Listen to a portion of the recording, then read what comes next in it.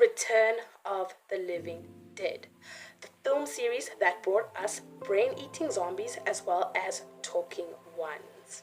The first film was released in 1985, followed by 4 other films. I want to mention that I have only watched the second movie of the film series, Return of the Living Dead Part 2. Even though I have not watched the other movies in the franchise, I'm still going to share my thoughts on it. The film begins with a military truck transporting barrels of trioxin to an undisclosed location when one barrel breaks free and falls into a river. The driver of the truck does not notice this as he is smoking what I assume to be weed. Why is my man smoking on the job? This is no time for funny business. It's time to be serious. We are then introduced to the 3 kids responsible for the zombie uprising in this film. They are Jesse, Billy, and Johnny. Jesse, one of the main characters, is forced into a group initiation by Billy and Johnny. This initiation is supposed to take place in a cemetery mausoleum, which the bullies refer to as the clubhouse.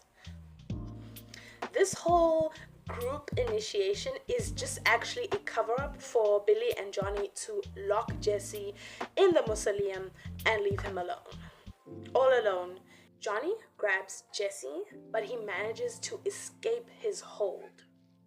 He runs away from the other kids, but they chase after him. Jesse leads them to the sewer where the rogue barrels are. Johnny spots one of the barrels, and upon inspection, they find a corpse inside. Scary. Frightened, they run away screaming. Sissies.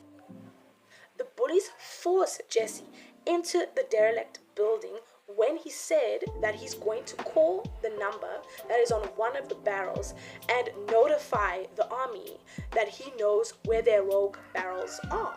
Johnny and Billy trap him in the building and leave. Dicks. Billy and Johnny return to the sewer to open the barrel with the trioxin gas.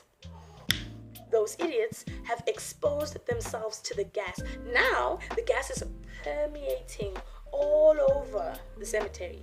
So that means whoever is in that cemetery will be exposed to this gas, therefore sealing their fate as a zombie.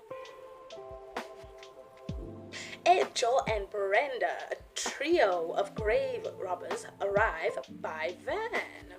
Brenda hates cemeteries, so my girl is gonna stay in the van because she wants nothing to do with no tomb, no graves, no nothing, okay? She's smart. She's staying in the van while her man and Ed go into the mausoleum. Ed and Joey go into the cemetery and start looting the tombs in the mausoleum where Jesse is.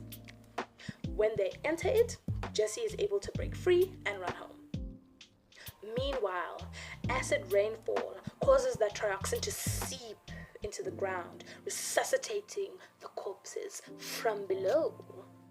Returning home, Jesse is ordered to do his homework by his older sister, Jessie, but sneaks out when a cable repairman, Tom, distracts her.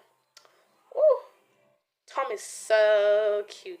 He's got that classic, I feel like the hair that he has is just classic 80s hair, and he has like a classic 80s voice. Very cute, very sexy. I'm like, he goes to Billy's house. I don't really understand why, but anyways, he goes to Billy's house and finds out that he has suddenly fallen ill. First of all, why you want to go to this guy's house? He's a bully. But then again, it looks like he wants to see what happened to him. I don't know. It looks like he wanted to see, I don't know, if he started having like a third eye or he became some sort of villain. But anyways, he goes to see Billy. So now he makes an excuse and Billy's mom lets him in for a brief visit. Billy now is suffering the effects of trioxin. He's got a very pale skin, purple lips, constantly coughing. Yeah, he's gonna be dead in a few. Just wait, he's gonna be dead in a few. Billy, even though he's sick, warns Jesse not to tell anybody about the barrels. Seriously? He was busy saying, oh no, finders keepers. I'm like, bro, that's not your property. Thankfully, Jesse goes against Billy's wishes and goes back to the sewer to get the number for the military of one of the barrels. He sees a tar-covered zombie. Oh, that thing is ugly. But when I saw it, I was like, oh no! It's the dude in the cheap zombie suit. Like that zombie, I could not take that zombie seriously. That zombie is not scary, but it looked very realistic. He immediately flees to the cemetery where he sees a hand already trying to bust out of its grave. So during this scene, well, it's going to then go into another scene. When the first zombie, the first hand starts coming out of the grave, then there's fog, and then more zombies start coming out of the grave. Then it just feels like the Thriller music video. The music, the background music that they are playing, it just feels like a music video. I feel like I'm in Thriller. Brenda goes into the cemetery in search of her man and encounters a zombie, but thankfully she's able to break away. Ed and Joey are still in the mausoleum when a corpse comes back to life.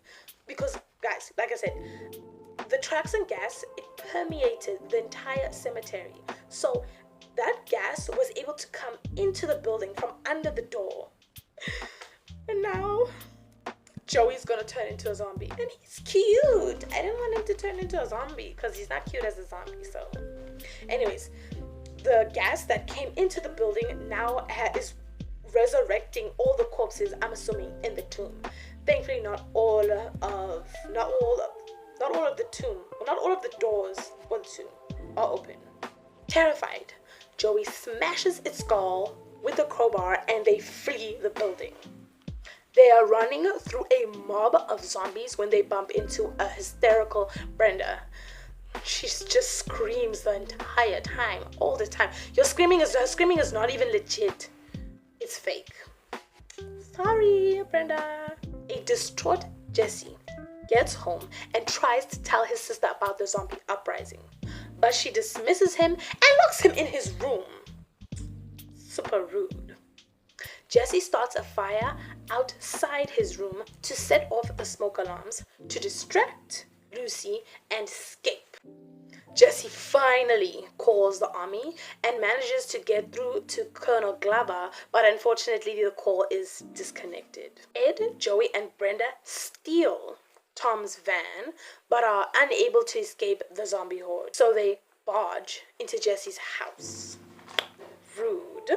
Joey begins to fall ill from the trioxin exposure. It seems like the zombies in this film have a fascination with Pilates.